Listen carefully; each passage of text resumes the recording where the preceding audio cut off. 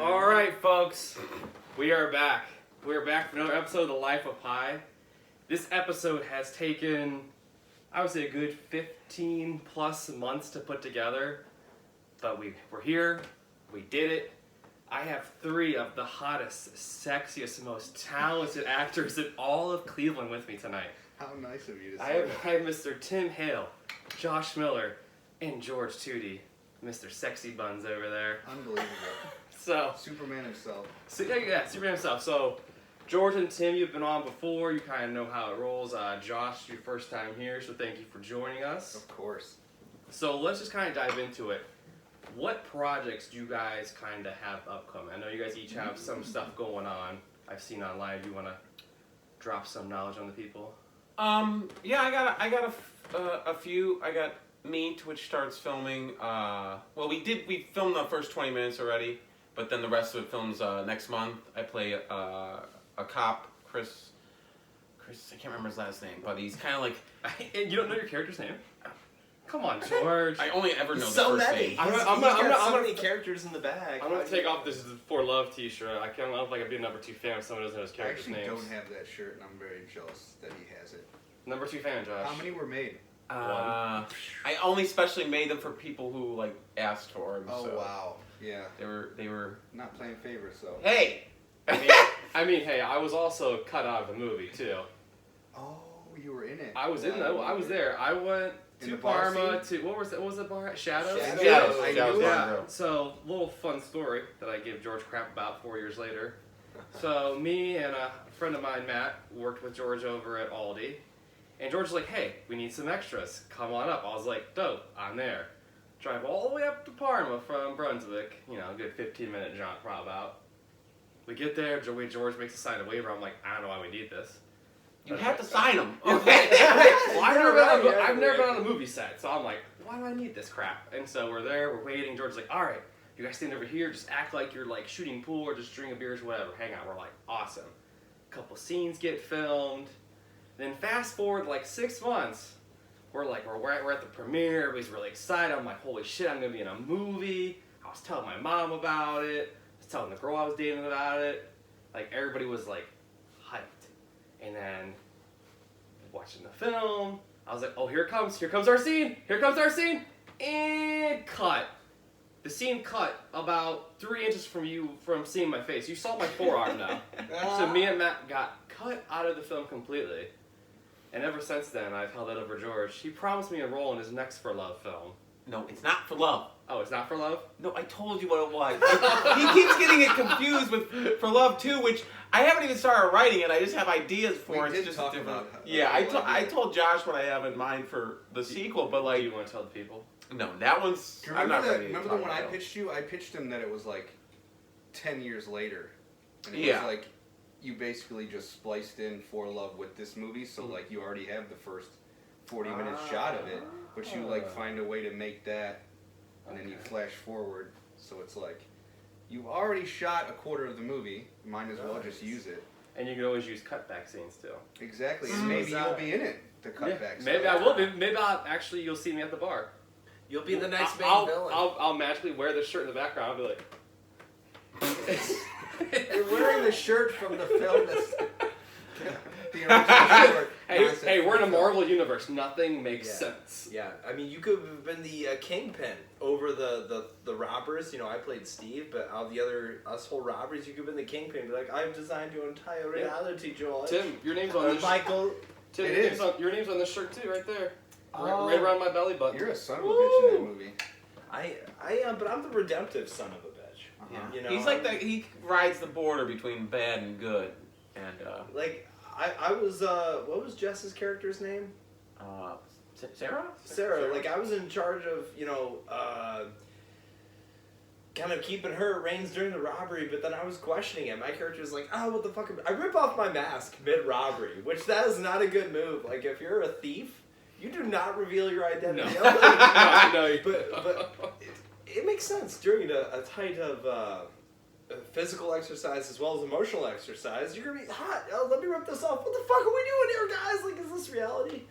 And then, but yeah, no, doesn't matter. Tim plays that type of character very well, and that's when I was writing it like near the end, because obviously everybody knows, like, if you know me, you know that took forever to write. But like near the end is when I really hammered home everything, and that's I always had Tim in mind for that character. So And so we plays had that really well. We had the weird incident where the regular walking into the bar. That was so weird. The guy just walks in mid-scene. George has a fake gun in Tim's face. And, like, the director yells, "Quiet on set!" And all of us are like, we're not even breathing right now. Some guy just, like, walks into the bar, sits down, thinks the bar's open, sees someone have a gun to his face. Obviously he's not even fazed by it. And then the scene ends, he gets up and just walks out. And I'm like, we're all like, what the fuck? Well, the best too is I think he walked in while George had me on the ground, and he gun said, in the face. "Where's my wife?" And that was behind the bar, so you couldn't see me. He just walks in, everybody reacting to that, and then overhears it because we're on the other side of the bar, and yeah, he hears, "Where's my wife?" Blah blah blah. He's coming into some weird show where we're, you know, holding up dudes with guns and asking where their wives are. Yeah, that was a fun day. So I look forward to my screen debut, which I was denied 4 years ago. I'm working on it, like, but you know, I don't hold a grudge or anything. It's fine. It'll happen. I you know, hit a rough spot with life, but I have been working on a feature film, and that's what I have you. You're big sexy. That's what I have you in mind for. So the feature film is kind of like you let me know so I can start working out. Type deal. Yeah, okay. Yeah, give me like 6 months notice. You're not shirtless, right? Start now for yourself. Why not, George? You're like a soldier. You're not. You have a starring role. So soldiers can't be shirtless, George. Believe it or not. So, we'll talk about your guys' latest release. We all went to the Fun premiere. Oh yeah. I thought that movie was so incredible. I was expecting way less violence. It was definitely very gory. I was just like, and your character Josh was just like the sick, twisted one. Yeah. Just like the pacing back and forth. I was like, I was laughing. I was like, I don't know if this is supposed to be funny or was it like made That to was be improv. funny?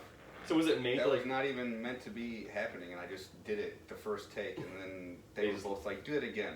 Let's do that." I was like, So was it like meant to be funny or just like you just did it? I don't know. I think it was meant because I think when we were rehearsing it, it just was boring. You know, it's just two people. yeah. It's one shot of people talking over a car. It was boring. There's nothing going on. I was like, how do I build tension here? Oh, I do that. So you're like, what's happening? Why is he gonna do something every time he faces back? That's why, like, if you notice, I'll like get closer and then I'll go away because I'm trying to like make something happen there. That's really all it was. It was just building that tension. Josh's character is also the one that's kind of off the hinge. Like, he'll do things that are unexpected, and I'm supposed to be the more controlled one, like controlling him as well. So, like, it fits his character to be. It makes you uncertain about what he's gonna do. Yeah. You know, what's he gonna do when Robbie walks up and asks about the car? It's like maybe he will like attack her or something. You know, The chemistry, I can't even explain. Me and George when we Like, did that movie. You guys were awesome. Like just the two of worked. you, it was so good. You guys were so awesome together. And I'll when you never coached forget. him through it in the beginning, not to give a spoiler, but there you go, buddy. Like, I was not expecting. I laughed so hard. That was so good. we were there. That was like the first time we really had like big roles with each other. Me and Josh kind of hit it off. We're like, we became really good friends And because we of how well we worked. before on stuff. Yeah, we worked like well before on other Yeah. things, but nothing like fun. No. And I was supposed to be slow, and I was like, how do I play someone that's slow and not be offensive? That's the hardest part. Yeah, because you got to find like that middle ground where you're not gonna like upset people. You never go Like you forward. can't, right? You can't go Forrest Gump on it. You know? Yeah. I'm No, no. don't. I think I want to kill her, George. So let's kind of talk like how did you guys all I guess meet like initially? Ooh. Well, I first met Miller on the set of Fun.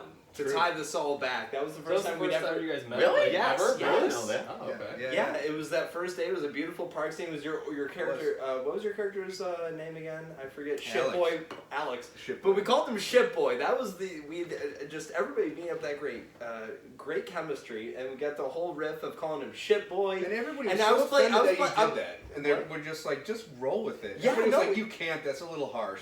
I was like, dude, let him do it. Yeah, it was good improv, and we were calling him shit boy. I mean, he was the park janitor, and we were the bullies. So of course we were gonna call him shit boy and yada yada. And we shot it in a not closed park, by the way, in the Metro Park. In no way was it closed down. In no way did we have a permit to shoot there. We just shot there. Yeah, and he's just on the ground. We're bullying him, calling him shit boy. Like a guy in the middle, like that looks like he's working for the grounds crew. I didn't realize how fucked up that is. That's one of the best things about filming in Ohio, though. Like other states, like they're gonna be like, "What the f are you doing?" Yeah, you gotta have a permit. And like Ohio, like most of the time, like there's times when people bother you, but like most of the time, people are just excited to see what's going on. Yeah. They're like, "You guys shoot a movie?" Like that's cool to other people in Ohio. To me, I'd be like, so I feel like no one's actually getting murdered, but I'm gonna hang out just in case and see what's going on. Tim commits more than I've seen anyone in the indie scene commit to his role, though. He'll commit to whatever. If he likes the role, he'll go full fucking bore on it. Like, he'll go way in on it. Like, what's the movie you just did? You just finished. Oh, Crackoon. Exactly. Crackoon. I just got back. I was in West Virginia shooting Crackoon, and that was awesome. I played Carlos down there. See? And it was cool about him. He was like the doucher, right? And so like and I got to pick my own wardrobe for him. And they're like, "You want us to buy any wardrobe?" I was like, "I think I have it. Just buy whatever I die in." Well, I die naked, so that's fine. And spoiler. Yeah, spoiler. Die naked. Buy whatever I die in. But that's because you guys know this. Doing the indie film stuff, it's just like, all right, I don't want to deal with the whole cleaning up my blood bullshit. Like, but other than that, buy whatever. I'm gonna live by that now. Yeah. Buy whatever I die in. For the rest of my life, I'm just gonna say that. So, absolutely. So I'm curious, is Crackoon what sounds like it's a raccoon on crack? Yes, dude. So this raccoon, it's like cocaine bear, but a raccoon. It eats experimental crack. It's called Agent Orange. And what was cool is this. What? Yeah. It's this orange, like it was just hard sugar candy, but this well, in the context of the film, it's this experimental crack, and this raccoon eats it. And we had two raccoon puppets that were used, Bert and Ernie. Bert was the really scary one, and that's what we wrestled with, and like what ripped my face off. But then we had Ernie, which was the really good puppet made by Alan Carnes.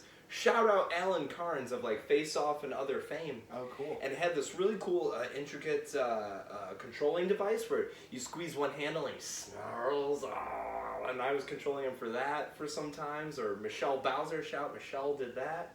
Or the other handle would make him actually bite and do all the other stuff. So that's what I mean by commit. Oh, I know. He remembers people, which is very important. Yeah. Everyone on the set, very respectful. You don't find that a lot. So I guess another question I've always had for you, I've always wondered, like, I know you guys, like, these are obviously like low budget films. Like, how do you guys do like the special effects for like, I guess not a lot of money? Friends. Yeah, well, if you got James Naiman, you have a really great friend in high places. Shout out James Naiman. James Naiman can do anything in the world right now. He's like, in my opinion, top of the line. James Naiman does great visual effects, and also Ron George.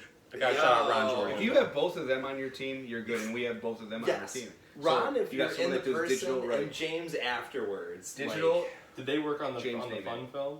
Yeah. Yes. Yeah. Was he? Was he one of the guys up front after the movie was done? Answering questions? I believe James was. Yeah. Okay. James actually shot it as well. So James shot it. Okay. Did the After Effects, meaning like the digital stuff, but all the practical effects was Ron George. Yeah. You get both of those guys, that's what the movies look like. Both of them did my film as well. They're pretty much that's all you need. The pinnacle.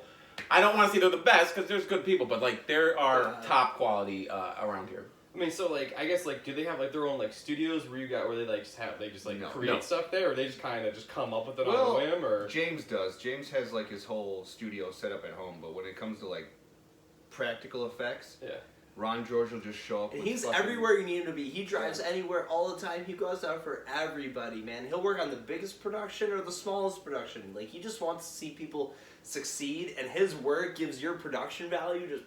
He'll just come in with toolboxes stacked up, and that's all he needs. Both of them are huge sweethearts. They're like the nicest people you ever meet. They just want to do whatever they can to help you out, you know.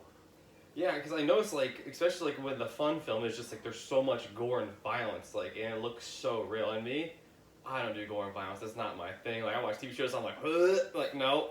And some of the points in the film, I was just like, no. I literally looked, I was like, no. But to me, but at the same time, like, that's what makes a good film. If you have an audience member that's just like, no, that's a little too far, and it's like, again, for like the small budget you guys work with compared to like $200 million budgets that Hollywood have, it's awesome. Just as good, Yeah. in my opinion.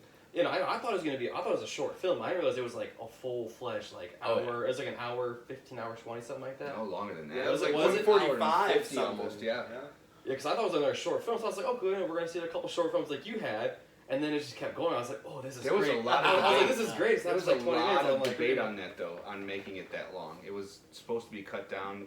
That movie got cut how many times? I mean, it was like I've seen different cuts. Yeah, like a 2 hour something. But the one that came out was, I think, the smart one. Well, it started off as a short film. We did that scene in the garage, the main torture scene. Yeah. That was supposed to be it. Oh. And then That the was rest of his stuff was added on. Yeah. It's like, because the twist ending was like awesome. Like, Yeah, the twist at the end, I was just like, oh, that's good. And That's George really were good. talking about writing like an origin story film for like a Batman. little prequel action. Yeah. Okay. Just talk. It's just talk. But But here's the thing, though. If you guys do that, you guys haven't. So I forget in the movie, you guys didn't know each other in the film previously to you guys meeting in the park, right? No, yeah. The characters did. But it was gonna be I'm saying like we didn't know each other, but I'm saying like it was gonna be more geared towards what happened, because you kind of got back and forth with us and then the girl story and what happened from when we met in the park to the end, and that's what it was gonna be. It was just gonna be strictly about their story, Oh, okay, I gotcha. like the whole kind of like the Dark cheering web for the stuff. villains type, like a Yeah. Joker type, but focusing on the villains. But type. without killing Robert De Niro on live TV. Yeah. Hey, we can do something crazy. Hey, okay? congratulations, Robert De Niro, new baby, by the way. At 79. What, really? At 79. Man, those are good swimmers. Cheers to those swimmers. Unbelievable. He's pulling a Larry King. This is the Italian honestly, swimmers. good young age, so. What does that even mean? Wait, what'd you say, Tom? A Larry King? Yeah, Did Larry he- King had a baby also at like old age. That's why. Oh, man. Absolutely. You said those Italian swimmers. All I could think about is sperm with a bunch of Italian flags tied around their neck, and they're just sliding through. And they're like, "Where do we get in here?" That's all I was thinking about.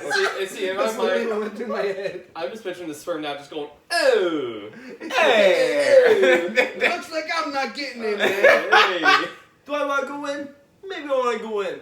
Oh, I that's don't a know if I good wanna De go Niro. in. Oh, you're right. De Niro's has all that mouth. Every De Niro sperm has that mouth. Yeah. Every De Niro sperm has They Yeah, all like look a- like this when they're Can we all talk swimming. about my favorite De Niro movie? I'll start The King of Comedy. I just Ooh, it's rewatched so it good. recently. It's good. Nobody talked, and really, Joker is just a almost beat by beat rip off of King of Comedy. Honestly, I've and never there- heard of that film. yes, that's why you haven't heard of it, and that's why Joker could rip You know who off made of it. King of It's Comedy? Scorsese.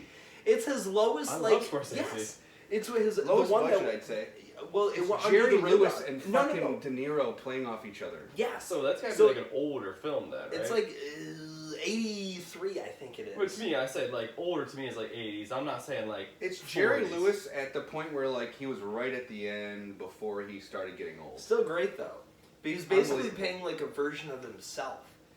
But that one was like did not do well with critics or anybody. But I love it because it's the most different De Niro role. He plays this And fanatic Scorsese fan. movie as a whole. Yeah, it's man. But Joker is a beat by beat rip off of it, and I had seen King of Comedy before I saw Joker, so then it was hard for me I to love appreciate. Taxi it. Driver though. I can't say that's not one. Oh, of my yeah. favorites. Oh yeah, Taxi Driver's so good.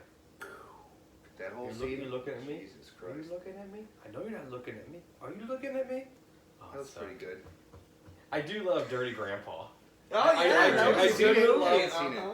Oh, you Him guys. and Zac Efron do really well together, and to see him just not take himself so seriously, got to be fun. Yeah, it was wilding out. weird to see De Niro do a comedy. Like that was the Mhm. first time I saw him. I was like, I remember renting it. I was like, Dude, Meet the Parents. He's Meet the amazing. Parents. Yeah, I mean, is- uh-huh. I have a I soft always spot for forget Meet He's the about Parents. amazing in that. oh yeah, I always forget about that. He's amazing in it. And be I honest. have nipples. You I have Puff the nipples. Magic Dragon? The dinner scene is I'm amazing. watching you, I'm fucker. watching I'm watching you, fucker. It's just about a boy and his magic dragon. I don't know what you're talking about. It was he goes, I have nipple crack. He goes, I have nipples crack. Can you milk me? That's the dinner scene. That's what I mean. That whole scene is crazy. Oh, it's great. You pothead fucker. You know what my question is? I forgot. We were talking about what we have coming up next, and I wanted to ask Tim. Now I was actually very interested in that. What do Oh. you have in the Yeah. works? Oh, so in the Kazanin, Krakow most recent. Well, coming up next, we have No Loose Ends that I will be tying up, I start to tie up No Loose Ends, Tying up loose beginning ends. of June here. That's with a lot of great Cleveland folks. We got Amber Burns, David Michael, Matt Cain, Chrissy Strong, Directing it. Adam Michael. Not familiar. So yeah, he does more out-of-state stuff. Heads up the Youngstown Film Festival. It'll be my first time working with him. So far in all the pre-interviews and like the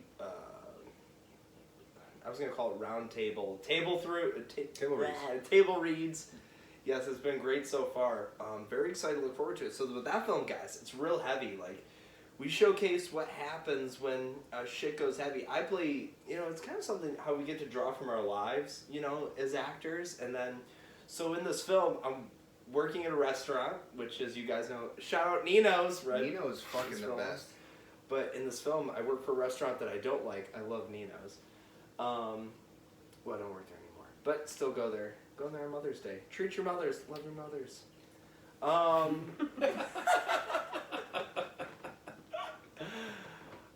We're in this restaurant, and I don't love it there. And then shit goes crazy because me and a couple other dudes decide to resolve the joint, and chaos ensues.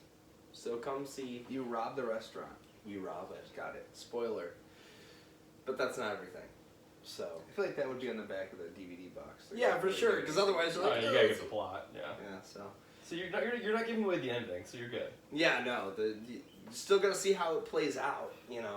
Yeah. But it was just really cool to play that because it's like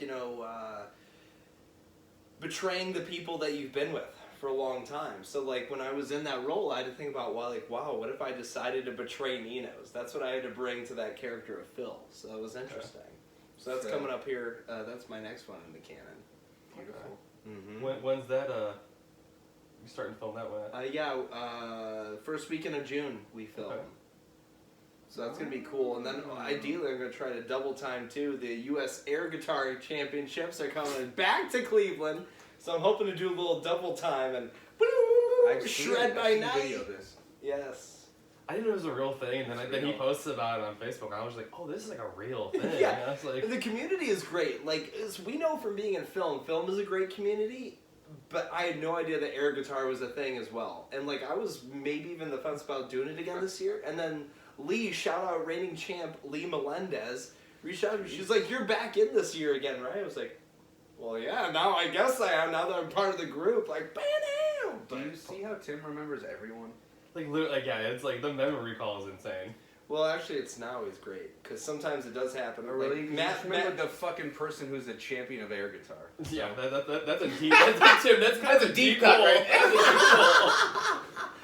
God, poor Matt Barnhart. Before he's one of my greatest friends now, but we just met in a few different social situations. I was like, "Oh, hey, Tim Elba." He's like, "Dude, I've shaken your hand like 3 times," and I'm like, "Ho ho!" Well, we're best friends now. We are, but Shout out Matty Barnhart. shout out Matt Brownhouse.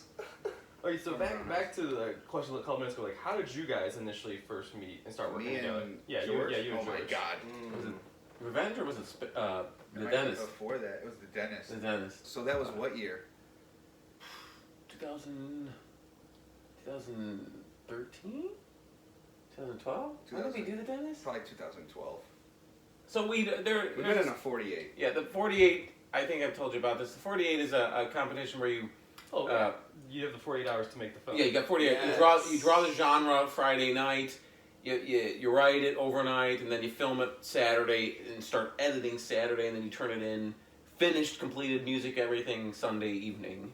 Which I think is a really I think you've talked about on the Oh episode yeah, you were on. absolutely. That's like, to me, that's such a cool concept. It's just like you have to be like quick on your feet. You can't like waste any time. You sleep like probably like 3 or 4 hours, and you get up and you keep going. Mm-hmm. Yeah. Well, it depends. Like, it's fine if it's really fun if you're an actor, because you get to go have a lot of fun with the role. But if you're like the writer, director, producer, whoever, yeah, it's hell on you. If you're the editor, the score composer, pressure is on. And shout out the producer of the Cleveland branch of the 48, Ron George. Another name drop. He's just name dropping over here. Well, that's our effects guy and our Cleveland 48 producer. So gotta love. And that's a huge community component. That brings people together all the time. I would be remiss if we didn't shout out Brian.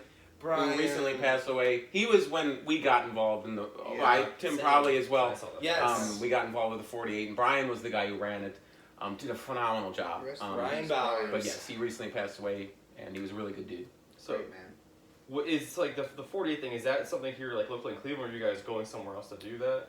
If You have them win, all over, Yeah. and you can get to go to film paloozas, which So they there's have like in different ones random like all cities. over like the country, or just like all over the all over state? the world. It Oh, goes really? international. Oh, okay. Yeah. Yes. That's awesome. So like, just to give you an idea, if you win and you get to like the finals, they had it in like Rotterdam. So I know where that is even at. it's Ooh, your. Amsterdam, yeah. You go have fun. It sounds close. That's enough. more Dutch, but Dutch is Amsterdam. Dutch. This Grenada. episode is sponsored by Buc-ee's. This episode is sponsored by Buc-ee's. If only it was. But yeah, so me and George met each other on the set of We that got it movie, from too, by the which way. is such a weird serendipitous situation now that you bring this up, because we haven't even talked about this, how weird this is, because I just figured it out. If that film didn't happen, fun may not have happened with us involved in it, because What? Robbie, in turn, met me through the dentist. Yeah.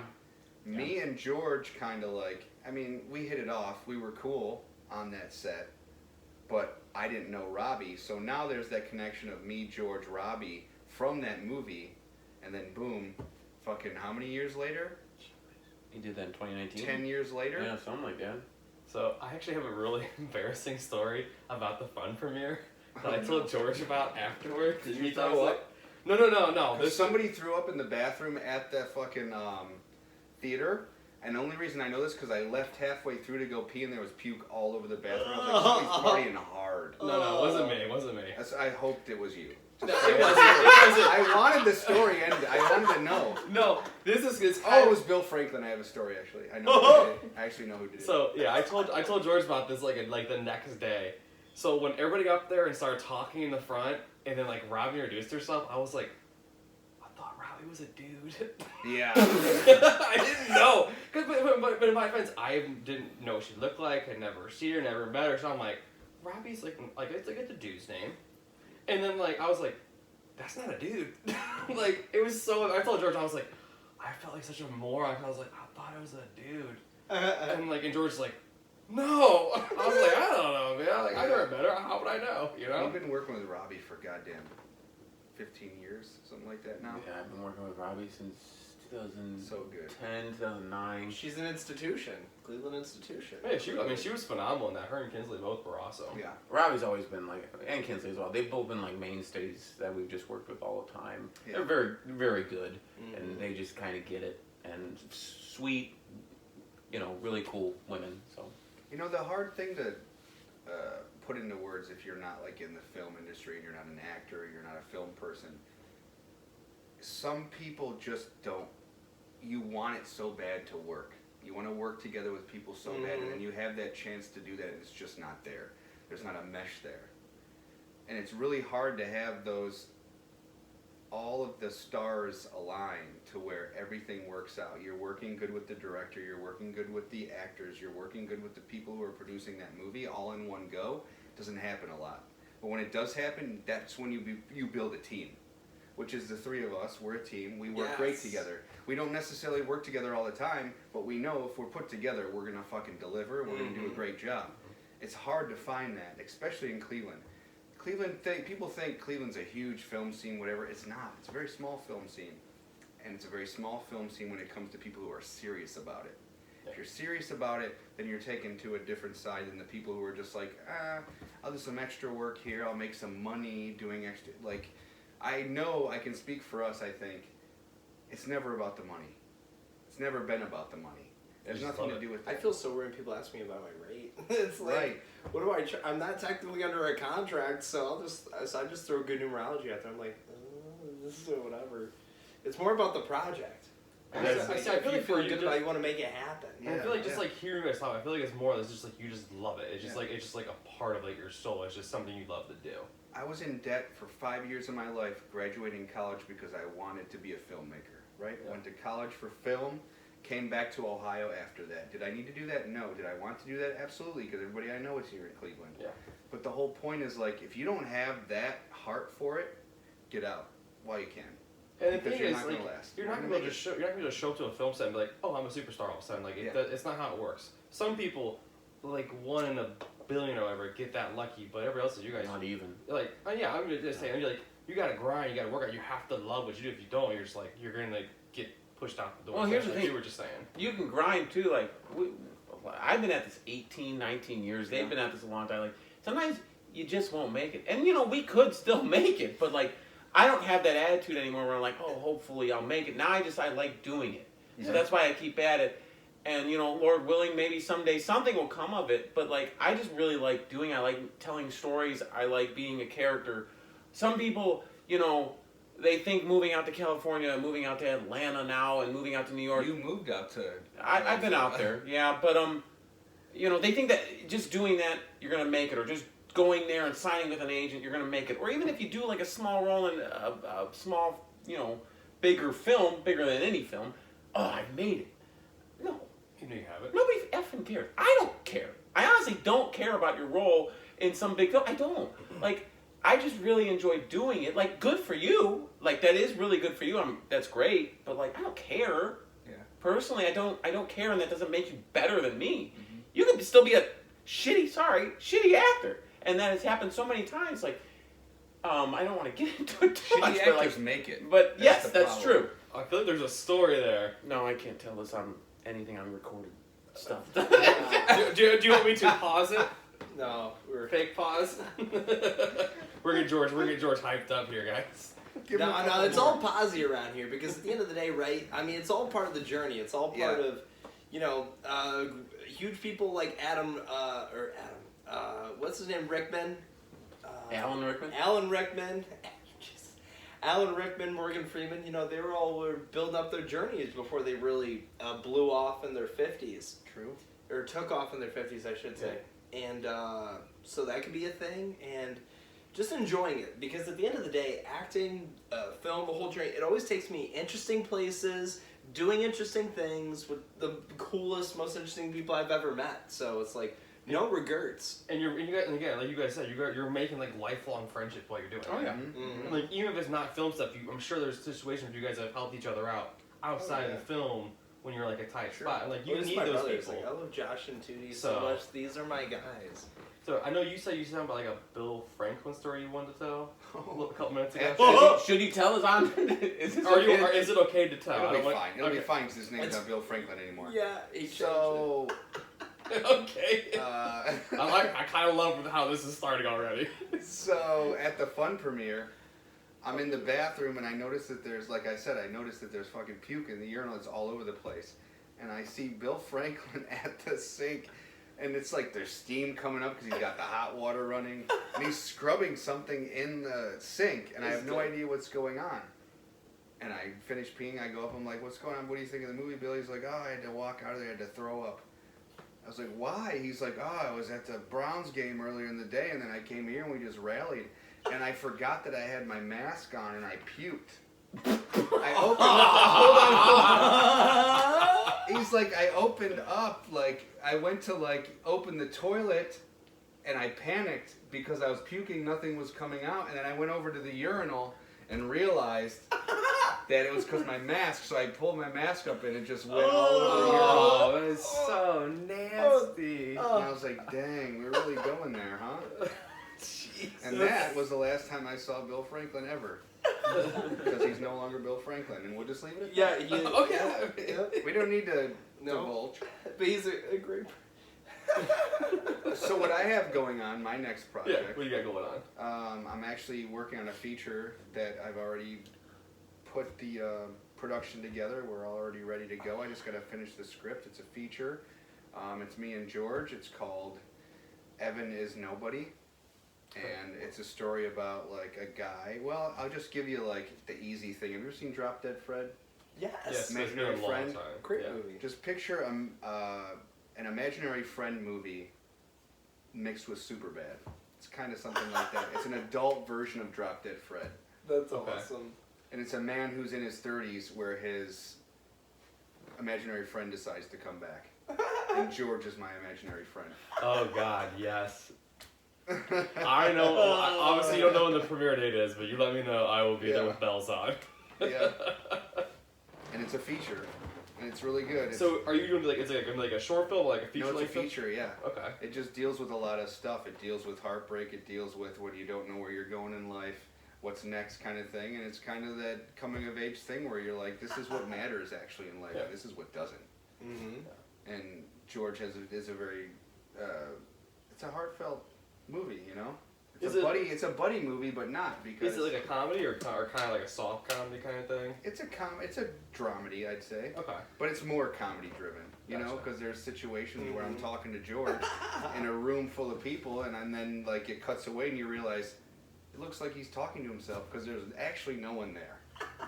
So how do you guys go about getting like extras for your film? Is it just like friends that you know? People just like want to be involved, you know, and that was me. You got to start somewhere. I started doing extra work. Mm-hmm. That's the only thing. There's no other way to start. Yeah. No one's gonna give you a shot unless you make a shot. True. Yeah, and plus too, when you get into an extra position and you're networking with whoever is putting on that production, but then the people you're with on set also being extras have gone and blown up into other things, and you're part of that next grassroots movement, and that's often happened. Tootie and I, we met when we talk about connections. We met each other auditioning for a movie formerly called Sleigh Bells, then Lady Mother Krampus 2. Mother Krampus, there you go. Yes, and we had some mutuals, and we ended up going to Winking Lizard later for I got recast dinner. in that movie. I was actually supposed to be in that movie. We What? talked about that. It's so funny. Really? Yeah, we'll go into that. But Synchronicity, go ahead. that's That's how you crazy. guys met each other, though? That's how we met, and just been consistently kicking it, and then working with each other to this day. That's crazy. Uh-huh. Where was the audition at? Do you remember? Lakewood Library. Yes, that movie? the basement Oh, of Lakewood Library. Wow.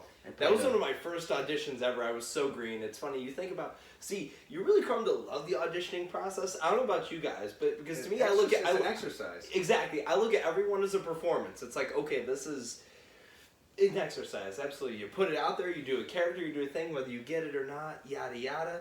But God, I think about that one, and I was just, I fucking bid it. I bid it hard. But you still got it, so maybe you didn't. Well, no, I didn't get it into the movie. He wasn't in the movie. No. But in the Josh Miller version, I was in it. The Josh Miller I like cut. that version better. But no, it's fine. You have to learn, right?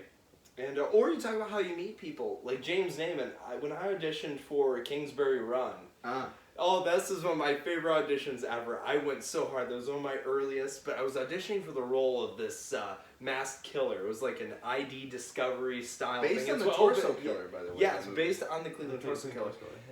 But it was what opens the film. It's like an ID Discovery thing, but it's this mass slasher. So I went fully in it. I showed up to the audition with this fucking ski mask. It was a Cthulhu ski mask, a prop knife, Been there. and Deanna Sherman. She plays the lead in it. And when I show up and I pull everything out, she's like, "Okay, I'm gonna read over here," and she gets like back behind these benches and everything. And then I do the full audition. There's a scene where he cuts the girl's head off in the script. I'm like making all the sound effects.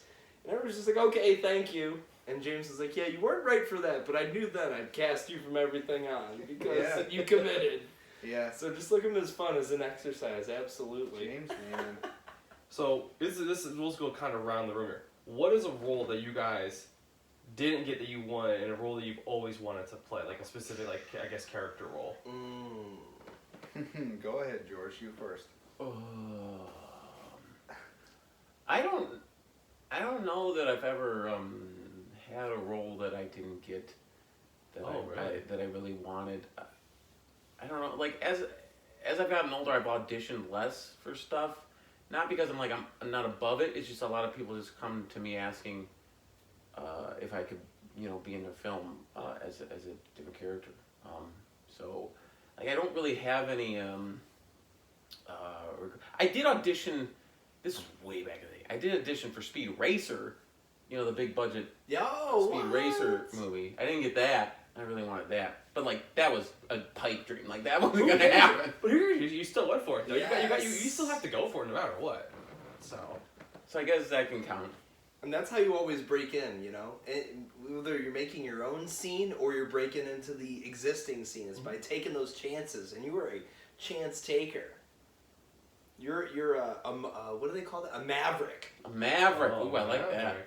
And that matches your jacket. You know, if you know George, you know the signature. My white jacket. Yes, the leather white leather jacket with the red racing first time I stripe. ever met That him is was signature. I think I have a Maverick picture jacket. at a bar in that jacket, if I'm not mistaken, and I'm flexing, and I kept yelling. I was really drunk. I was like, "I'm Wolverine."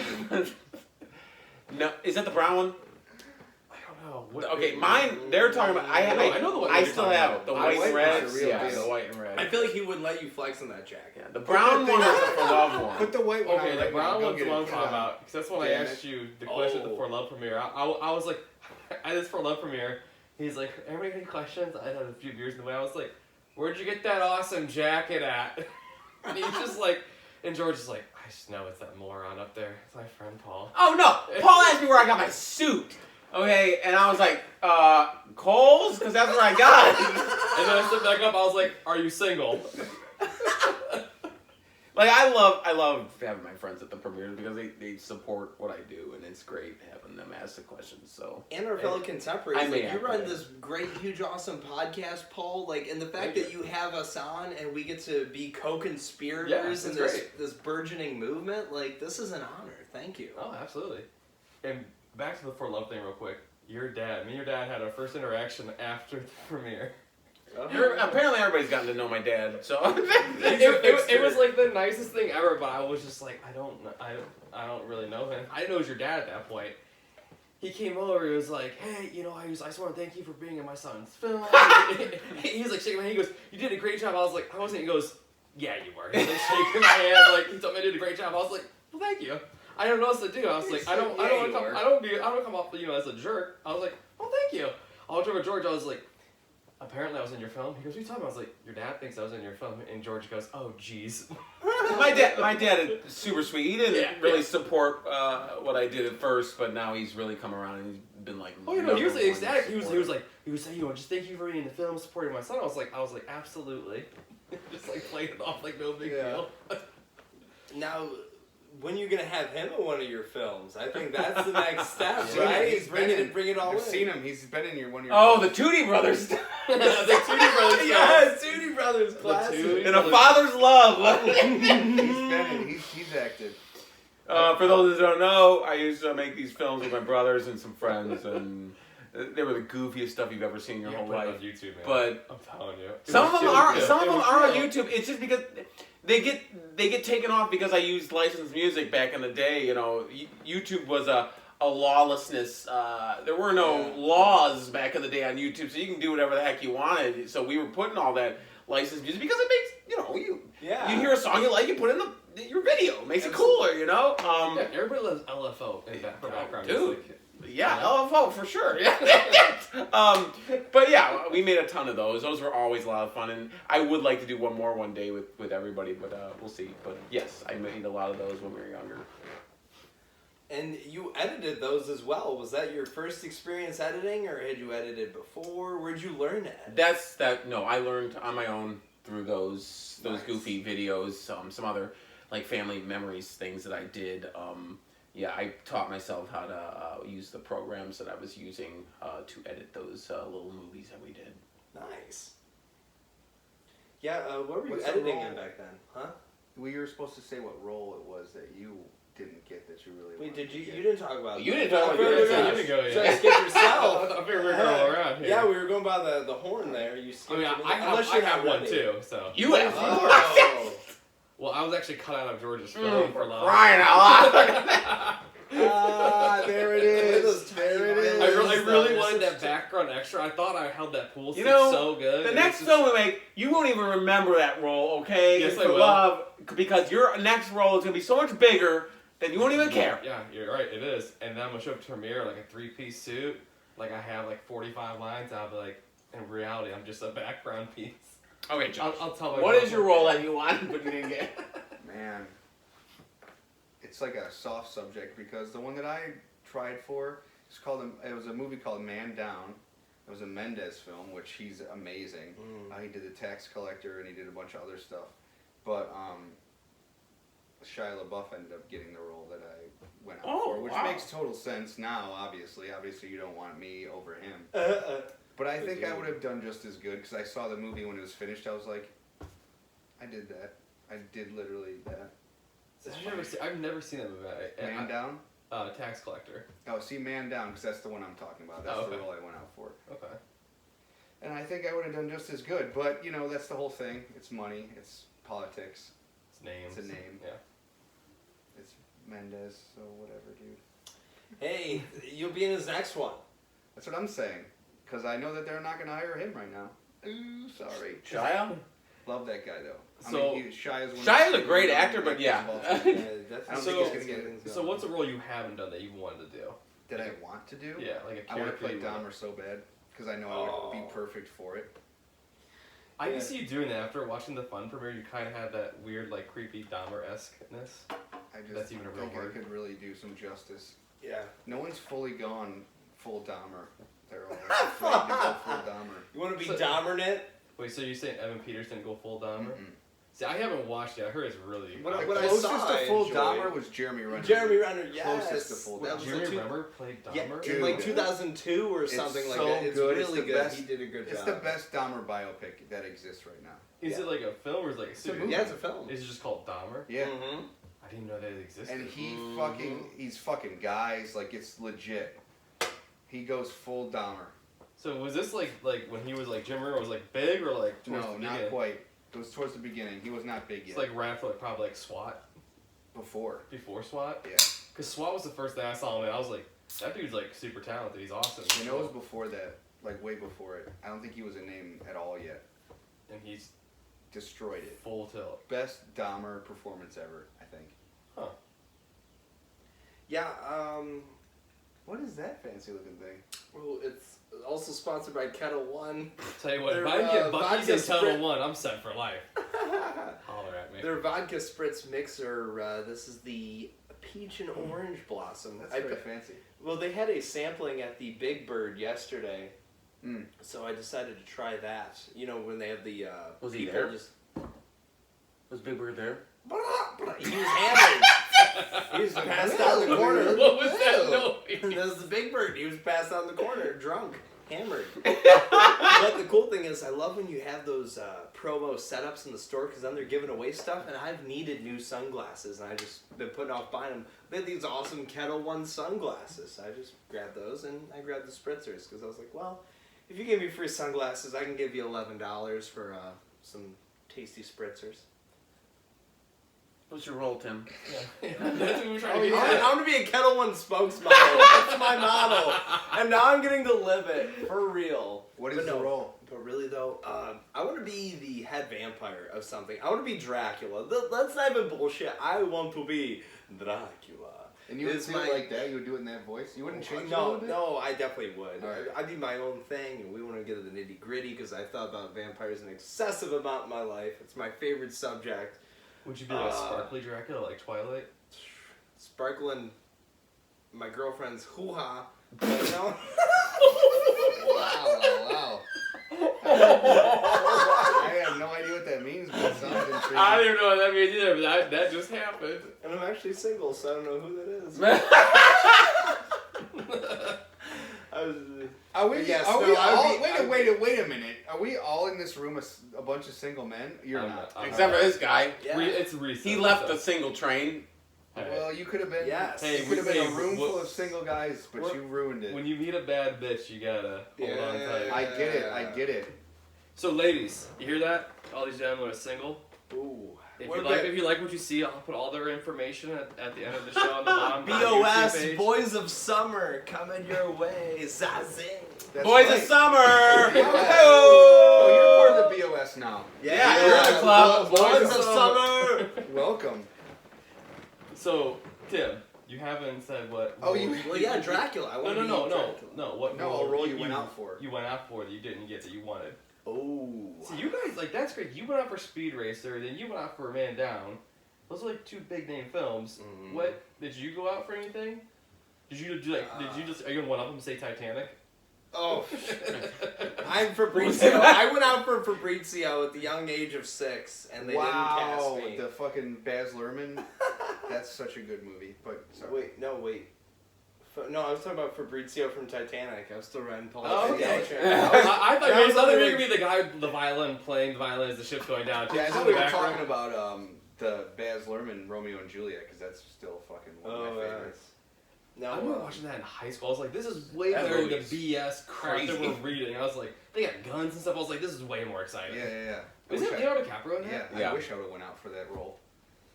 I see. Think about it, Tim. You could have been the guy playing the violin. All of a sudden, you turn to a bat, and you're actually a vampire the whole time. Suckers have fun drowning. I will suck on your girlfriend. And you fly away into the night.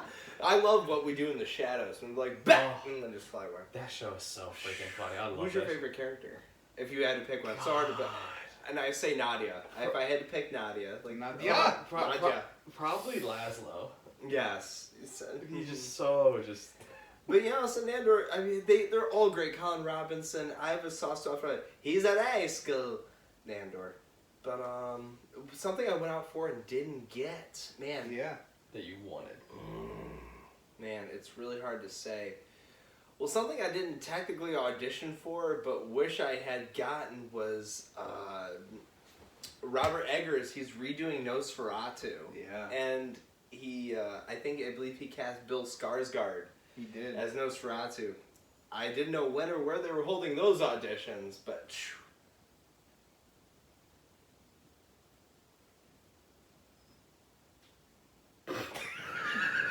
I would have nailed it.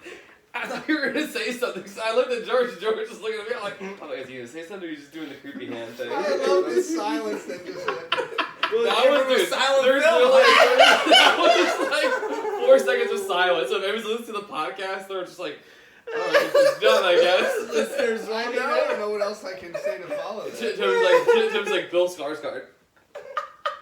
Silence. Like, what is sounds like? That's how I would have auditioned. I would have not even said any lines. I just would have been silent like creepy vampire. Crazy guy. You should have walked into the audition with a cape, with your head shaved, the big fingernails, and not saying anything, just walked in like this. Yeah.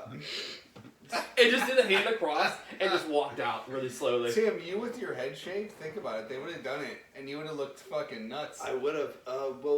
And your eyebrows, they'll do both. Oh yeah, you're gonna have the thick bushels. No. Eyebrows gone and hair. They would have shaved you. No, I'm saying- I would have shaved them the trouble and done it myself. Oh, shave them the trouble. But I did shave my head for. Okay, let's talk about, if I may introduce a topic, Yeah. biggest Yes. body transformations. So I'll start. I played a character called Smedley for a film called A Bloody Geyser. You Shout did. out John Maslowski. And that was really fun. I got to play this like really gross demon-looking character, but it was the biggest makeup job I had ever done. Where they well, I already cut my hair down, but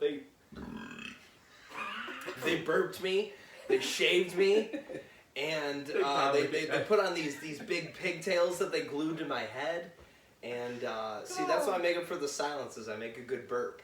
And they Ron George glued these pigtails to my head. Did all this back makeup, the forgot face you shaved makeup. your head for Yeah, that it was movie. everything because then we partied later that day. You literally looked like the leader from Heaven's Gate. When I saw him, I was like, oh my god. But Smedley, he looked like something different. And, that was such a fun character, being this like, just And demon you cut fucking head. somebody's head off. Yeah, Kayla's. Kayla Royko cut her head off, and it was Bloody Geyser. Spoiler alert for a film called Bloody Geyser. But that was really fun. So that was my Shot it biggest in body. Oradini's backyard. Yes, shout out the O Bros, Mike and Gino Oradini. We shot it on their property. But that was my biggest body transformation. How about you, Josh? Biggest body transformation? Yeah, for a role. A movie I did called Failing Grace where I literally gained 60 pounds. Oh, I've seen that. You and your best friend. What? Yeah. Oh, 60? I didn't know about that. Yeah. You were. I gained Jeez. 60 pounds and then I worked out, so I was just like I just looked way different in it. And you had a full beard too. Full fucking beard and longer hair, yeah. That was full body transformation. But it helped me with the role, you know. Sometimes that's what it takes. Mhm. You're like, yes, I'm a different person. Yes. You That's know? what Matt Damon does. He does like all those weird, like skinny built, Yeah, like with Christian the Bale as well. Yeah, Christian. Yeah. Mm-hmm. 'Cause And when I he- love it. I love doing that. I have no problem doing it. It gets me into the role. By the time it's time to shoot, I'm there, you know? Yeah, you're in. Because the you did all that headspace. work to get there. What about you, George? You big sexy stud, you. I pretty much stayed sexy all 18 years. Yeah, so- we know. I get it. No, I've never really had any like huge transfer. I remember when I did the Rapture. That was my first. You wear a Superman suit. You gotta look good. I get and you've it. changed looks though. I mean, you shade. You have different flavors of hair. Like, Yeah, I do experiment with like the beard and the will be longer honest, hair don't- in some films. And then your Speedo rolls have coming up. Meat. That was only for the calendar because Roger Connors wanted like this provocative calendar for the Indiegogo and all that kind of stuff. I don't dress like that at all.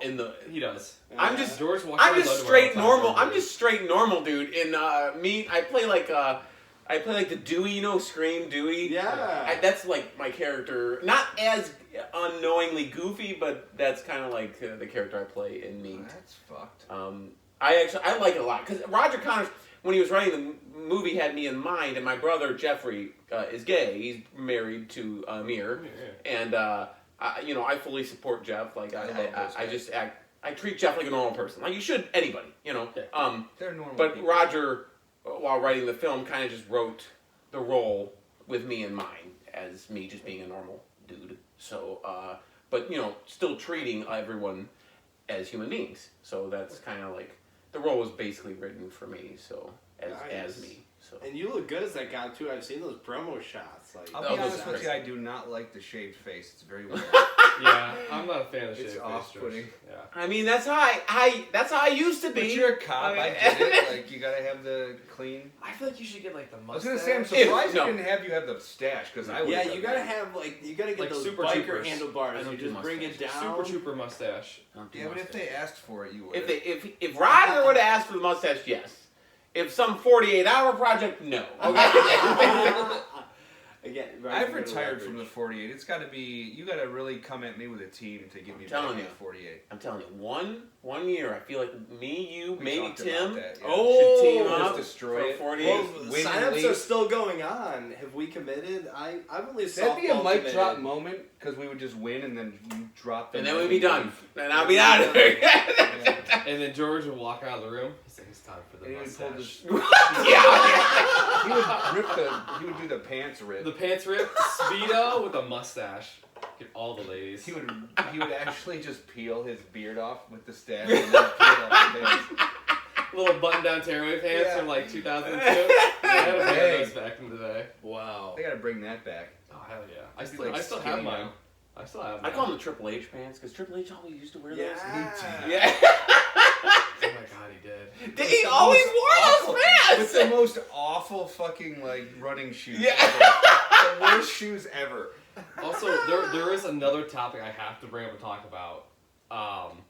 We have to talk about George's absolute undying love for Tom Holland as No. Spider-Man. This is a lie. Tobey Maguire is Spider-Man, okay? Tom Holland is a knockoff. Yeah, but what people don't see is the Tom Holland poster of him shirtless. Yeah, you're just No! pretending Spider-Man. you don't Paul's like an it. effing liar, okay? He's literally right there. Stop it! Yeah, and don't even talk about the one of those not Velcro but stick-on wall dildos that's attached to the overload. poster. It's right on his dick area. Yeah. Yeah, it's just But also, I have a real question for you. Why do you not like Tobey Maguire? Why is it Tom Holland that you like so No, much? I love Tobey Maguire. I love Tobey Maguire. Toby was great, and I feel Tom- bad that people shit on Toby. Toby Like, was they the all of a best. sudden Toby forget was the about it. best. They love So here's his the thing. movies, so they're Even out. though he did that emo, It's all where the he was Gen like Z, the dark Gen Z version. emo. That was the third one, though. People Emo make a one joke. was- He had first two. He The had first two two. were good. The emo one was kind of Here's weird. my He's like one on issue the with- street, it was like still dancing to entertaining. jazz music. It I was was still like, The issue with Tom Holland is it's not Spider-Man to me. What about Daniel Garfield? We're not going to mention him. he's fine. Andrew Garfield. Andrew, yeah, I thought he was Yeah. fine. I thought he was That's fine. fine. Yeah, he was fine. too cool. He was too cool, too handsome to be Spider-Man, which I- obviously... But I can relate as like a handsome guy that was awkward in high school. I can relate. But I feel like the Tom Holland or the Tobys represent the better version of... I don't know. Tom Hannah Holland's a George. little bit too good looking No. to make it. No! None of his stuff. Okay. Spider-Man, Peter Parker struggles as a human. He's like the most. The reason why I love Spider-Man is my second favorite superhero ever. And the reason why I love him is because he's so relatable as a human being. He struggles with bills. He struggles with girl problems. He struggles with life. Tom Holland does not struggle, okay? Throughout those 19 movies, he has freaking Robert Downey Jr. paying for them to go to France and making them suits, and I'm like, Holland. where is the freaking struggle of this character that makes him Spider-Man? There's no struggle, okay? That's why I did not like Tom Holland. Nice. That's What's a his good name? point. Garfield. That's What's why I his didn't first like. name? Andrew Garfield. I gotta remember See, that. you know when George said the voice gets a little bit higher. That's okay. Garfield's great. Yeah. Andrew Garfield was I good. thought he was great. Yeah, I did think Okay, he was did good. you like- And I actually liked him in No Way Home like a lot. Did you like the last Spider-Man they just did with the three of them? I thought that Yeah, was awesome. No Way Home? They brought Yeah, all I like that three one a lot. together. I thought That one was good. like the scene where he's like, he's coming through and they're like, "Could you get that cop up?" And he's just like, "Yeah, sure." He's climbing on the scene. No Way Home was good. I did like that. And they all landed in their little poses. Mm-hmm. I went to see it in the theaters. I was just like, "This is my childhood." Because they all have their little individual pose they land with. I was like, "This is amazing." And they're talking about, "Oh yeah, I was in a." We didn't want to say he was like in a, or he was he's part of a super. He's part of the Avengers, really. And Tobey Maguire's like, "What is that? Like a band or something?" Yeah. And then Tobey Maguire's like having to stretch out, like, and you hear his like back popping and stuff. He's old as shit now. It's just like, I love like the humor aspect they actually put into it. They're like, we realize that this dude is old as shit now compared to like Tom Holland. Because what, the Tobey Maguire ones are what, almost 20 years old at this point?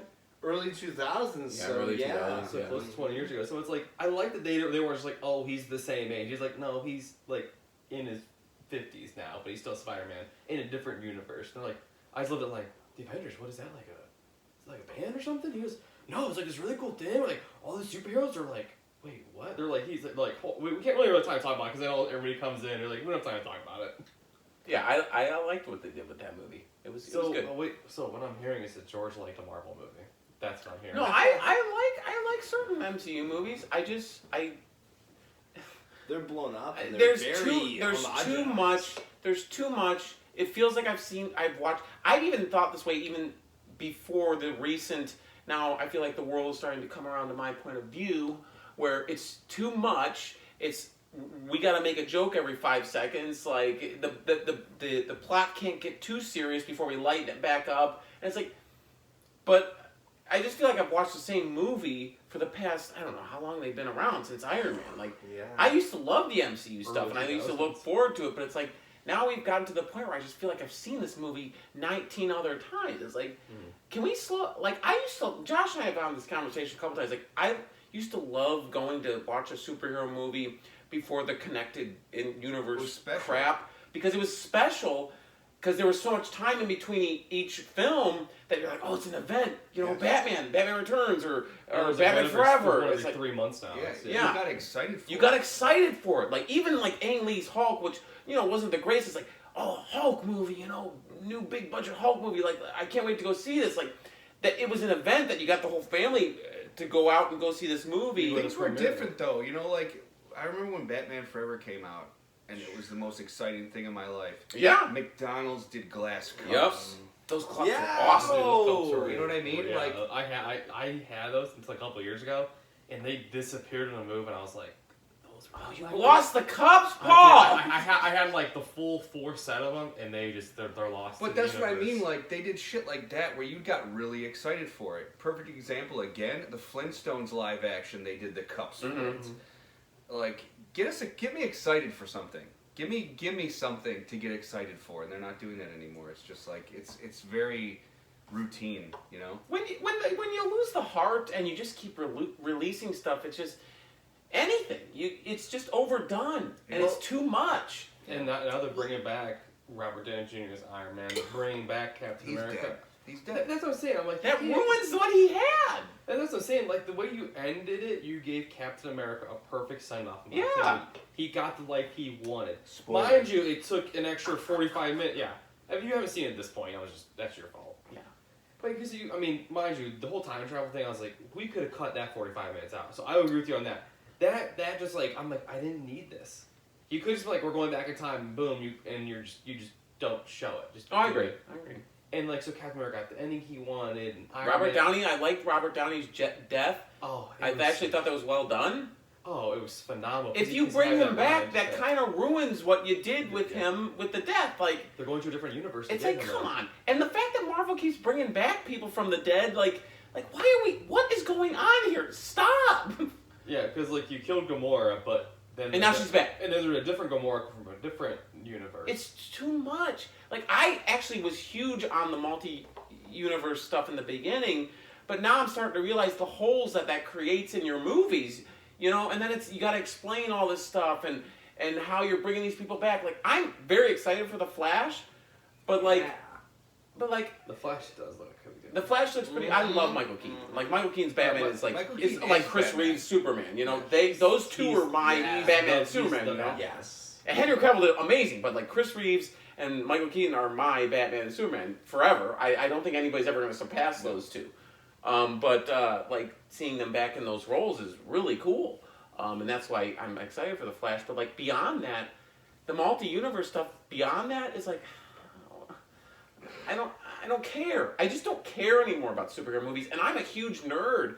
Like, you look around my house and in my game room and all this stuff, and like you see superhero stuff, you see video game stuff. Like, when you have nerds not caring about what the F you're doing, It's right there. yeah, like that's your audience. Like, we want to care about what you're doing. Like, slow down. Stop pandering to certain audiences. Like, trying to get this homogenized, we want everybody to be happy storyline. Like, I don't know. Because in the end of the day, the world is not a perfect place. Shit happens. Exactly.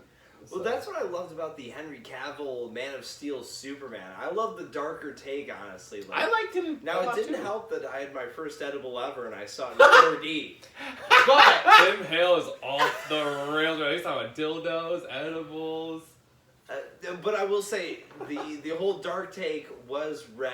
Like, I love that it wasn't just, you know, for one, the way they were tearing up the cities, and I know some people were saying, hey, that's not my Superman, he wouldn't let that happen to people, yada yada. Well, sometimes the supervillains are doing lawless things, and you gotta break through buildings as you're in the course of fighting them, and like the way he would take off from the ground, and it starts off like this, you know, And the crazy. ground's like Because cracking that's, though. I mean, that's the strength you have as a Kryptonian on Earth, and I thought that was just a really cool example of that. And I mean, for one, he looks great for the role. Just the DCU, I think, is actually pretty cool and has done some neat stuff. Probably just a little too rushed in some of the writing for, you know, some of the later installments, and maybe tried to cram too many things in. But super killer, and visually astounding. You know, I was actually a huge supporter. Like, I liked when he killed Zod. Yeah, I thought that was actually a great moment in the movie. Yeah, he had to end it. Falls to his knees, like, oh, I had to kill him, but he was gonna kill everybody. Like, I would have did it a little bit differently, but like, I still would have had him kill Zod. Like, I thought that was actually a well done moment. Like, and everybody's like, that's my Superman. Like, how can you allow these other characters to grow and change, but Superman is not allowed to change whatsoever from his 40s or 50s, whenever he was, you know, first created In Cleveland. Like, why is he not allowed? Why is he the only character that's not allowed to change at all over these years? I don't understand. It's funny because like I do love like the Marvel movies, but like my favorite characters, my two favorite characters literally is like I love Batman and I love Wolverine. Again, it's Marvel and DC, but like I have so much more Batman shit than I do like Wolverine stuff. Like I have a Batman beer koozie that has a freaking cape on the back of it. And it was a $4 purchase at Hobby Lobby. It was a great investment. I should have bought the Superman one with it, but I didn't. Yeah, you should have. I don't know. I'm sorry, George. I'll go back and look for it for Have you. you ever seen that mashup? Somebody did a character, or maybe there was a full-on comic, but it was Batman and Wolverine, like, together, and it looked brutal and really cool. So it was just like a short Batman then with claws? I don't know if he was short, but... Because isn't Wolverine supposed to be like tiny, right? He's not supposed to be a big guy. Yeah, but Hugh Jackman was just so good at playing Wolverine. Well, he's coming back in Deadpool. Yeah, I saw that. He which is, I have mixed feelings on. I do too. What was it? The last one, Hugh Jackman, it was the Wolverine. Logan. Yeah. That movie was so unbelievably well done Amazing. that I wish he wasn't coming back just because of how well of a send-off that movie was. Like, that movie, like, I almost teared up because of how good the movie was. Oh, I did. Yeah. I cried in that movie. That movie was amazing. Well, George, you speak to it when you say that you've seen these movies done 5,000 times, because I think the real evolution of cinema, and especially superhero cinema, is to have dedicated genre films with these established properties, and that's what Logan did. Sure, it was action-packed superhero action, but it was very much at its core a very human, before being a meta-human, meta-human dramatic tale about somebody aging, coming to terms with the end of their life, and really, fighting that and still doing the best they could for anybody at the time. So if you have more dedicated genre tales, because the property is already there, we already know they're superheroes, they already know they're going to have their things, but you cordon it off. I think, I didn't even see the full of, but I did enjoy the Thor, the one reason, the Gladiator. Ragnarok. So I only saw like the first 15 minutes, but as hilarious as it was, I was like, okay, so this is a comedy superhero film, and I haven't seen the rest, so I can't speak to what it is. But overall, I just thought like, all right, if you have dedicated genre films within these properties, which I've said about 3-4 times within the past 2 minutes, yes, you've got it.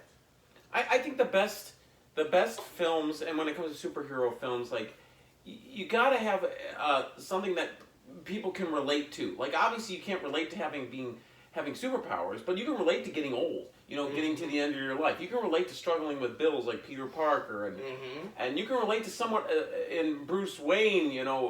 Wanting to see the world change and become better, and wanting to be that person who makes it better. And you can relate to parts of Clark Kent where he's looking out on this world and wanting to change it and be better, and being bad with girls and all that kind of stuff. Like these things are relatable to human beings. Like you have to have those moments, and that when I write pictures, I take moments from my life and I put it in the script, because you have to write what you know, and writing what you know is part of your life, and that makes stuff relatable. Like with For Love, with the struggling with relationships and that kind of stuff, and then in S, different parts of S, like all that stuff is what I take from my real life to make the audience relate to the character and to the story, and that's what makes a good movie, in my opinion. Like I love old 80s action flicks where it's just action and people beating the crap out of each other, like Stallone and Schwarzenegger and Van Damme. And like I love that stuff. Don't get me wrong. Like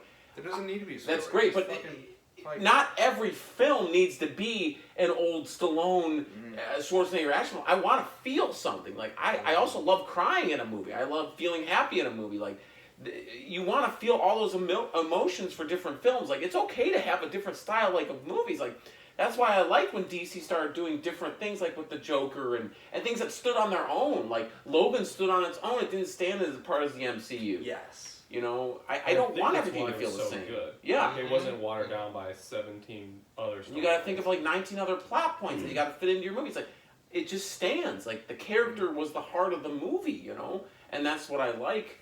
That's like when people were like, "Why don't you like MCU?" It's like I don't not like the MCU. It's just like I like feeling something, and I don't want to see the same movie 19 different times. Like, if it's not the same movie, it's like, kind of is, See, sorry, not to cut you off. Like, the one thing I love what they did with, like, the whole Wolverine thing was, like, they branched away from the X-Men stuff so far. It's like you said, like, it is its own entity, like, because you guys remember, like, Ryan Reynolds was Deadpool in, like, the third X-Men movie or whatever it was. Yeah. Like, with, who can forget that? With, what's his name? Playing Sabretooth, I forget his name, Liev Schreiber? Liev Schreiber, yeah. Yeah, like, where they're blowing up, like, the power plant, like, and he has, like, laser eyes and shit. I'm like, why is Deadpool like, and they closed up his mouth, that's the main part. Like, and then the swords are coming out of his arms. I'm just like, to me, I wasn't really into the comic book movies yet, so I didn't really know who the character was supposed to be, and I was like, oh, he's Deadpool? I'm like, then he comes back, what, like, almost 10 years later as, like, really Deadpool? Then he also played, like, a really shitty, just Green Lantern movie, which I love the fact that they make fun of Green Lantern. They make fun of the shitty Deadpool movie. They make fun of Logan, of him dying in, like, the Logan film. I love, like, all those little things they make fun of in the Deadpool movies. I just love how they, like, separate. They don't make fun of much of the MCU, which they were told to take out of the movie. Why are you whispering? Because, like, that's supposed to be, like, a little-known fact. Like, Disney didn't want... There were apparently some jokes against the MCU that Disney's like, hey, you got to take out of there. That's when Disney bought Fox when Deadpool 2 came out, and they were like, hey, you need to take these MCU jokes out. So that's why they can only afford the X-Men. That's why they're only making fun of the DCU and Logan and, But and then they have the X-Men in it for literally 4 seconds, which I thought was hilarious. And I think that Deadpool 2 has one of the greatest movie cameos of all time. Period. Which Oh, is it Brad Pitt? Yes. Oh wow, is he in it? I haven't seen it. It's the invisible dude, and he shows up for like 2 seconds. He hits an electrical line, it's like, and you see his face, and then that's it. That's it. It's just, and the fact that they got, like, it's just the shock value. You're just like you know, I saw it in theaters, I was like, was that Brad Pitt? Like, the fuck? It's just like the shock value of him just showing up. Kind of like Matt Damon in, is it Road Trip, where he's like the emo band singer or whatever? Oh, yeah! He's just randomly in it, and it's like, it's not, and he's like, He's shaved head and everything. he's already like Matt Damon. He did Good Will Hunting already, like years ago. He's Matt Damon. It's not just some like small role. It's like, why is Matt Damon here like randomly? It's so weird. But I love that when movies do that. Just like, let's just get this person for literally 5 seconds. And But it's also really cool of that actor to be like, yeah, I'll do that. You know what? kind of like when he popped up in the Thor movies Yeah, as Loki. as the faux Loki. Yeah, the faux Loki. Yeah. Because I remember I was watching, I was like, is that Matt Damon as Loki? Like, I'm just like, what the hell's going on in this film? Insanity. Yeah. You have so much room to play with everything nowadays, which is like really cool. So let's go around the gamut. Let's all talk about what superhero we would all love to play. And I guess I'll start since I introduced the topic. Well, my first favorite as always is Batman. So yeah, I'll be Batman. Well, I prefer to be the Joker because I think Batman is the greatest villains gallery. I'd be almost anybody in the Batman universe. Do you have a Joker laugh? Ooh. Don't throw up when you're doing it. Well, I'm not Mark Hamill, but he's like.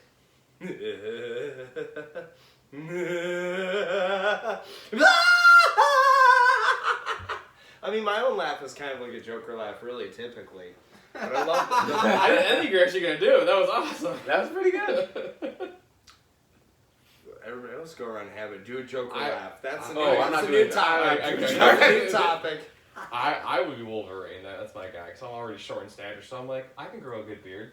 When I need You already to. have one. Look at you. Oh, this is a small beard.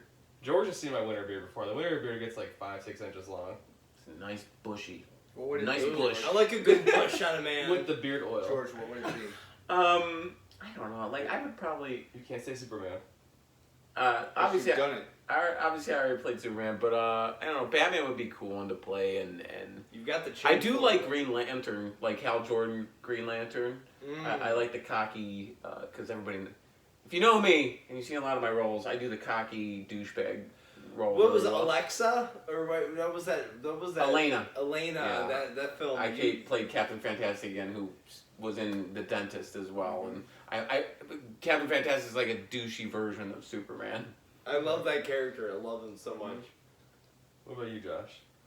I don't know. I don't have an answer for that. I never thought about it. Well, you Does think it about have now. to be something that's been made? No, No, fuck it could literally be any. Just Do any a new comic book, property. just A any new comic property. book. It doesn't have to be a movie that's been made. So, my favorite comic growing up was Johnny the Homicidal Maniac. I feel like I would do that really well. It's cool. It's like The Crow, kind of, but also like a little bit like an unhinged young kid who's like fucking in his own head, you know? Mm-hmm. That's what I would do. I would That do sounds Johnny the super Homicidal cool. Maniac. That's who I'd play. Which I don't know why they never did make a live action of it, because if you read that comic, you'd be like, this would be the coolest movie ever. Well, not yet. Oh, There you go. There's a film idea for you. I actually had a weird film idea myself, if I can throw it out there. You guys may go, that's the stupidest shit I've ever heard in my life. But I thought about this. I was thinking about this the other day. I was, in Tim's mindset, I had about 10 or 11 beers, and I was like, so I was thinking about, I woke up, I was like, when you're dreaming, okay, you're in a dream, and you see these people you've never seen before in your life, it's like, what if you made a film of, like, what happens to the people in your dream when you wake up? What world do they go to after that? They just die. Oh, that's dark. You get what I'm trying to say? Just like, Yeah. like maybe they have like another job that they go to, and then they clock back in when it's time for you to go to sleep, and they show back up. Wow. And you show like their like weird world, like their dream world they live in your subconscious. DreamWorks. That's That pretty would cool. be, I oh wonder my what god, DreamWorks. I mean the places you could go. Like I said, I thought about that. I was like, maybe that's just a really stupid idea, but I was like, that could also be like a real, you could really mind fuck some people with that. Because then you don't know what's real, what's fake. You could almost inception it a little bit, except it's not really a dream within a dream, but then it could be. Because then it's like, do the people in your dream? Well, I mean, you almost go point they into have pets? reality. I mean, you say that we are all living currently. Well, I mean, not you say, but I mean, they say, we say. I guess I'm currently saying. We all live in Maya right now. We live in a collective dream. Because, who knows, I mean, we can get a little heady, get into some spirituality, but you could almost say that, like, physical reality is a dream of the outer spiritual, whatever, everything we emanate from. So it's like, who knows, maybe within another context, we are currently dreaming right now, which is heady, and then and then our sleeping dreams are an existence of that. So I guess you could just say, what do our dream people do? Well, I guess they do what we do. And then you could even like bring in like deja vu with it. Like you have a dream, and then like all of a sudden you see these people outside your dream. It's a deja vu thing. You're like, how did these people get from my subconscious into my real life? And they're like, wait, am I actually dreaming? Like you go all over the place with it.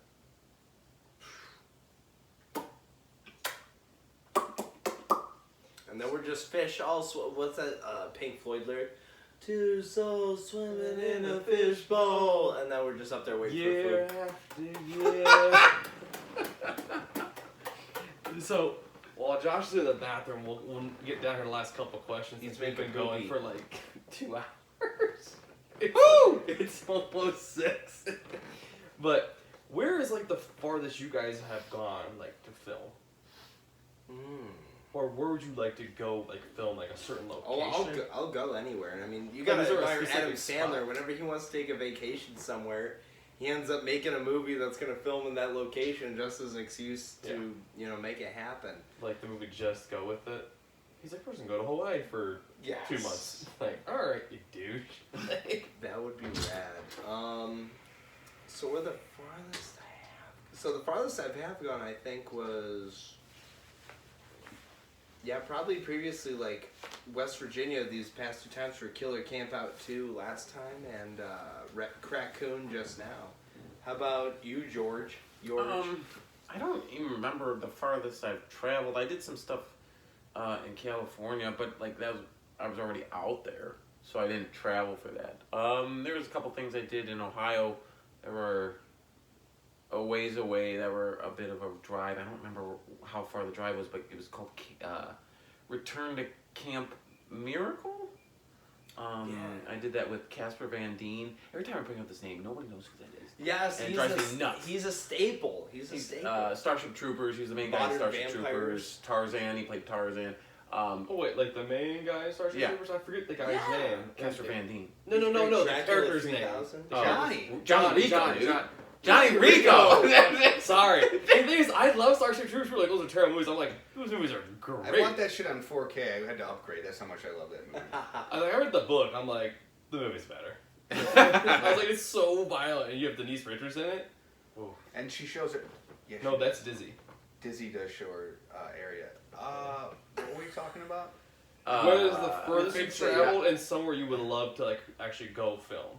Like just like any location, like in the world, like a spot, like a country you'd love to go film. The farthest that you've traveled in general? No, like for a film. Oh, that for a movie. Yeah, that you personally filmed. I shot something. Well, like half of a movie that I was in was shot in Georgia, but not Atlanta. I'm trying to think of what it's called. It's like further south Macon? than Atlanta. Are you in Macon? Nope. I was love the name of that It's place. south Savannah. of Savannah. Savannah. Yeah. Savannah's Oh. gorgeous. I love So like Savannah. we shot half of the movie in Savannah, which was awesome. It's very old colonial. Yeah. So that's where Forrest Gump was shot at. Really? Yeah. That's The cool. whole movie was shot there. Yeah, like the park bench, like the scene where the bus stop scene. No shit. Yeah. Oh, you guys didn't know this? No, I'm Oh, saying I oh, probably yeah. shot like right around that area and had no No, idea. they shot the whole thing in Savannah.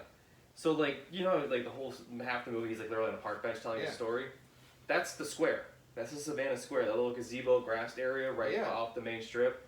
So the bench he was at was a real bench they had sitting there for like decades. After the movie came out, became popular, they had to take the bench out because people kept coming in and taking chunks of the bench and taking it home as a souvenir. Oh! So I literally have a picture. Like I went down there for my 30th birthday with one of my friends, Kelsey, and we found a location. It's literally called Chippewa Square, where that sign says Chippewa Square. Yeah. That's the exact spot where Tom Hanks sat on the bench. They put a sign there, and literally they have a plaque on the ground that goes, "This is the spot where the bus stop was at for Forrest Gump. That's part for the bus stop scene. It's like, so I live a picture on a sign. I'm like standing like this. I'm like, this is the coolest thing ever because I'm a huge movie guy. So I'm like, and I knew it was filmed. I was like, we gotta find where the bus stop scene was at. My girlfriend knew because like, she had gone to school down there for like a couple years at SCAD, and yeah, it's literally like a Chippewa Square sign. That's the exact spot that Tom Hanks sat while filming the bus stop scene for Forrest Gump. I want to say, I don't think all of it was filmed in Savannah. I want to say, but a good majority of it was filmed in Savannah. Amazing. Because like all like those moss oak tree scenes and everything, that's like plantations in Savannah, like right outside Savannah. Yeah. So it's pretty. Oh man, I would love that. I would love to have a house with that long winding driveway with the willow trees on either side. That is just that's a crispy. But if you ever get a chance to go to Savannah, I would go. It's just in general, it's just an awesome city. And So where would I like to shoot? Amsterdam. Amsterdam. Just being there, Freaking awesome. I have stories alone, just like from being there, and it's like you can see what it would look like. Nobody shoots movies in Amsterdam, just Amsterdam. Think about an entire movie shot there. It'd be weird. See, I know It'd be claustrophobic. It would be very cool. I know a couple scenes of Jason Bourne's film there, but it was like 35 seconds. Right. Like I'm It's talking like a whole movie Yeah. in that like feel. It feels that'd be dark. cool. It feels. You have like the red light. You have the red light district like as part of your backdrop, and It'd be cool. What'd they do? Did they do part of Beer Fest there? Or Beer Fest, I forgot about them. that's a great one. Oh, definitely Hostel. Hostel is definitely in Amsterdam at times. Oh, the air burp. We all collectively air burped. well, guys, I'm gonna wrap this up since we've been going for almost 2 hours, and I think the laptop's about to die on us. So Yeah. I appreciate you guys' time. More than likely, I'll probably make this into 2 sections since it's so long. Yeah, Can we do this again? Can we do it yeah. again? Yeah, absolutely. I would Okay. love to do this Like again. anytime. So we'll come up here when I don't have plans. I'll come up here and I'll have a few brewskis before we go in there. We'll get real weird with Yeah, it. we should do it again. We should do this again. Yeah. I like Yes, this. we'll do the Say- sleepover special, and we'll all get real crazy. We'll make sure we're not all driving. wear our favorite superhero underwear. We'll make a fort. George is like, I call Batman. Because we already know he has a Superman onesie. No, we're gonna give No, we're gonna give the Tom Holland Spider-Man underwear. I was gonna say, I'm gonna go a custom pair of Tom Holland Speedo underwear. I'm also disappointed you didn't wear the Britney Spears t-shirt like that I requested. No. I requested that specifically for this episode, and I was denied. You got Sonic the Hedgehog, okay? Yeah, I mean, Sonic saved me from getting murdered by your neighbor, because I went to the wrong house when I got here. And she was like, "What? Who? Who? Get out of She here! didn't just walk in. At least she didn't just walk in her front door, though. No, she came out of the house. Thank And God. she's like, you have the wrong house. I was like, okay, I'm Well, sorry. I wish she came into this podcast. Did you say, do you see my fucking shirt? Clearly I have the wrong house. That's what I'd say to her. I'd be like, do you not know who this is on your shirt? Do you She not lived- know your neighbor who's basically as famous as Matt Damon? I wish she would guest star on this podcast right now, lady. Alright, we're hello gonna wrap this everybody up. here. Follow me on Instagram. It's just this is Josh Miller with an underscore there. Just put a little underscore. It's just this is Josh Miller, all one word. Let's talk. Let's be friends. Yeah, everybody go ahead and plug your stuff. I was actually getting ready to do that, so that's a good call, Josh. Next call, Tim _the. Wait, no. Did I already say the? Yeah. Tim _the gentleman. Wait. It's a. Take 3. Take 4. Tim _the _gentleman. There you go. Instagram or Tim Hale Facebook. Yeah. Or Hale's Tales Productions. Bazing. George, No underscores. let it rip. Just on Instagram, I'm just my name, George Tootie, and then Facebook, George Tootie. He looks just like. How do you that. spell it? You gotta spell it for him. George, and then my last name is spelled Tutie. Or- Controversy growing up in high school, they would call me Tuttle, Tootsie. I still think that you should start a film company, call it Tootie Loops. No. Yes, I think Tootie it's- I Loops. think That's it's called my Tootie favorite Loops. nickname for him. Or Tootie Studios. That's really catchy. Tootie Studios. You could do, or you could just make a bunch of like little shorts and call them Tootie Loops. Oh, you'll see. That's what, nobody has attention span anymore. And in so the that's all background, they want in is the the background, bomb. it just says, "Catch the rainbow." Nice. Skittles won't mind They won't care. because they don't care because they can't say anything because theirs is taste the rainbow. Yes, true. So boom. All right, guys, we're gonna wrap it up there again. Thank you guys for coming on. We will do this again. Thank you, man. This promote's not gonna work though. Here for Life of Pi. Oh, we've only done an hour and a half. So that's not too bad. Life and of Pi, love it. And as always, I hope you've enjoyed your slice of pie. Okay, that got